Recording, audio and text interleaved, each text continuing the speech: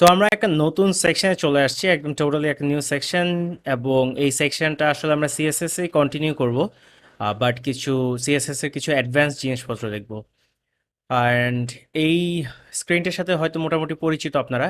আমরা যখন কোনো একটা ওয়েবসাইটের বা কোনো একটা ইউআরএল হিট করি, আমাদেরকে একটা এইচটিএমএল দেয়, সিএসএস দেয়। বাট এটার সাথে আমি কিছু জিনিস অ্যাড করতে যাচ্ছি।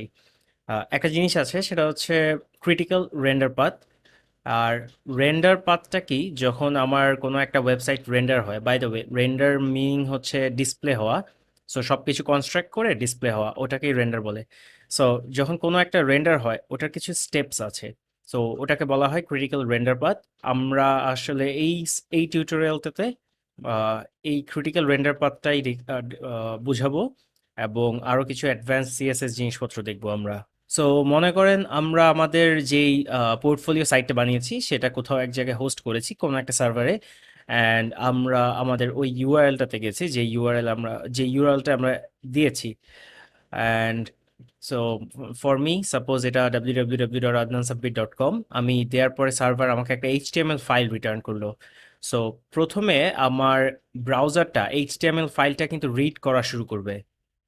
সো আমি আমার ফার্স্ট লাইনটা রিড করলো, সেটা একটা টাইটেল, দেন উপরে একটা টাইটেল অ্যাড করলো। পরের লাইনে সে এসে দেখবে একটা স্টাইল শিট অ্যাড করা। সো তখন সে পরের স্টাইল শিটটার জন্য সার্ভারকে আবার রিকোয়েস্ট করবে, অ্যান্ড একটা সিএসএস চলে আসবে। বাই দ্য ওয়ে, একটা জিনিস, তখনও কিন্তু আমার এইচটিএমএলটা রেন্ডার হয়নি, দ্যাট ইজ কোনো কিছু ডিসপ্লে হয়নি। আহ, কারণ সিএসএস হচ্ছে রেন্ডার ব্লকিং বলা হয়। রেন্ডার ব্লকিং মানে হচ্ছে সিএসএস আসার আগ পর্যন্ত বা অ্যাড হওয়ার আগ পর্যন্ত রেন্ডার কমপ্লিট হয় না এবং রেন্ডারটা শুরু হয় না। যদি আপনার কোনো সিএসএস নাই থাকে, দ্যাটস ডিফারেন্ট কেস। বা যদি সিএসএস থেকে থাকে, ওই সিএসএসটা না আসা পর্যন্ত রেন্ডার হয় না, সো তার জন্য বলা হয় রেন্ডার ব্লকিং। দেন আমাদের সার্ভার আমাদের পরের লাইনে যখন যাবে, সে দেখলো একটা ফন্ট আছে, সেইটা আনতে যাবে। টু বি স্পেসিফিক, এই ফন্টটা হচ্ছে এইটা। আর সেই মুহূর্তে এই ফন্টটা আছে গুগলের সার্ভারে, আমাদের সার্ভারে নয়। আমরা কিন্তু একটা জায়গা থেকে লিঙ্ক করে নিয়ে আসছিলাম গুগলের সার্ভারে, আপনি যদি খেয়াল করেন। সো গুগলের সার্ভার থেকে ফন্টটা আসলো। এখন আমরা যখন করেছিলাম সিএসএস এ হচ্ছে একটা ব্যাকআপ ফন্টও দিয়েছি, ইন কেস এই ফন্টটা যদি না পায়, সেক্ষেত্রে আমাদের হয়তো টেক্সটটা দেখিয়ে দিবে। বাট যদি ফন্ট না থাকে, ফন্টের জন্য ওয়েট করবে। ফন্ট যতক্ষণ পর্যন্ত না আসবে, ততক্ষণ পর্যন্ত কোনো টেক্সটও দেখাবে না। সো প্রথমেই এইচটিএমএলটা পড়া শুরু করলো ব্রাউজার, আমার সিএসএসটা আসলো, রেন্ডার হওয়া শুরু হলো। মাঝখানে একটা ফন্টও পাইছে, সো ফন্টের জন্য ওয়েট করবে। সব কিছু আসার পরেই কিন্তু অ্যাকচুয়ালি ডিসপ্লে হবে। এই জিনিসটা, এই পাথটা আমি দেখানোর রিজন হচ্ছে, আহ, কিভাবে হয় স্টেপগুলো দেখানোর রিজন হচ্ছে, খেয়াল করবেন, আমার সিএসএস আসতে যদি কোনো কারণে লেট হয়, আমার কিন্তু ওয়েবসাইট ডিসপ্লে হতে দেরি করবে। আমার ফন্ট আসতে যদি লেট হয়, তার জন্য ওয়েবসাইট ডিসপ্লে হতে দেরি করবে। সো আমরা যদি একটা একটা প্রবলেম সলভ করি, ফন্টের প্রবলেমটা সলভ করার জন্য আমরা একটা ব্যাকআপ ফন্ট ইউজ করেছিলাম, যেটা হচ্ছে সেকেন্ড অপশনে দিয়েছিলাম, যে ইন কেস এই ফন্টটা না পেলে অল্টারনেটিং অল্টারনেটিভ কোন ফন্টটা ইউজ করবে। এবং অল্টারনেটিং ফন্টগুলো সবসময় হচ্ছে ব্রাউজারের নিজস্ব ফন্ট, যেমন সেন্স চেরিফ ইউজ করেছিলাম, ওগুলো ইউজ করাই ভালো, তাহলে ওটা ডিফল্ট ব্রাউজারে থাকে।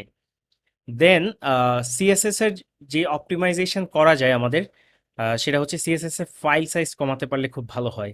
কারণ হচ্ছে, যদি আপনি চিন্তা করেন আপনার একটা সিএসএস যেটার মধ্যে অনেক অনেক অনেক লাইন, অনেকগুলো সিএসএস লিখেছেন, এবং সাইজটা হচ্ছে সাপোজ 5 MB, যদিও 5 MB অনেক বড় একটা ফাইল সাইজ, সাধারণত হয় না।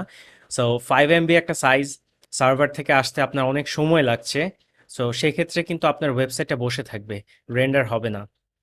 সো এই প্রবলেমটা সলভ করার একটা ট্রিক হচ্ছে, যদিও 5 MB কখনোই হয় না, কারণ এত সিএসএস একটা পেজে থাকে না। বাট তারপরও আমরা মেগা মেগাবাইট তো অনেক বড়, কিলোবাইটে সাধারণত ফাইল সাইজগুলো হয়। বাট স্টিল ওইটাকে স্কুইজ ডাউন করে আরো কত ছোট করা যায়, সেটার একটা টেকনিক হচ্ছে মিনিফাই করা।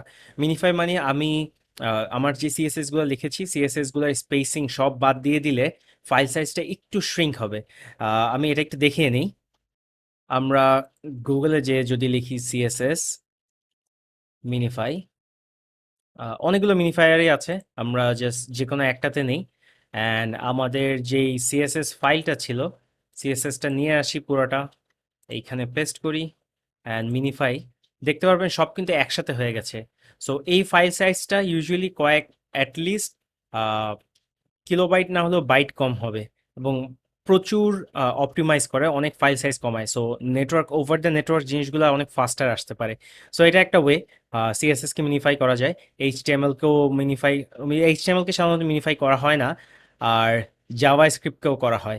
সো জাভা স্ক্রিপ্টের সেকশনে যেহেতু আমরা আসিনি এখনো, ওইটা আমরা পরে দেখাবো।